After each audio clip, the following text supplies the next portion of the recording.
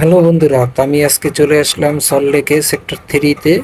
তা হঠাৎ আইএস পিটারের কাছে একটা প্যাসেঞ্জার নিয়ে আসলাম, নামিয়ে গাড়ি পার্কিং করতে যাব। তখনই দেখি একটা বয়স্ক মাসি, তিনি রুটির মতন কি কি যেন ভাবছে। তো তখনই আমি টিফিন করতে যাব, তা ভাবলাম যে মাসির কাছ থেকে টিফিনটা করে নিই। তো গিয়ে দেখলাম যে রুটির মধ্যে ছাতু ঢুকিয়ে, তা অনেকটা লিট্টির মতন দেখতে। সাথে চোখাও দিচ্ছে, চাটনিও দিচ্ছে। এই দেখুন, গোল গোল করে ওটাকে বসিয়ে ঘুরিয়ে তার মধ্যে ছাতুর পুর ঢুকিয়ে প্রায় লিট্টির মতন, কারণ লিট্টিটা গোল হয় আর এটা চ্যাপ্টা।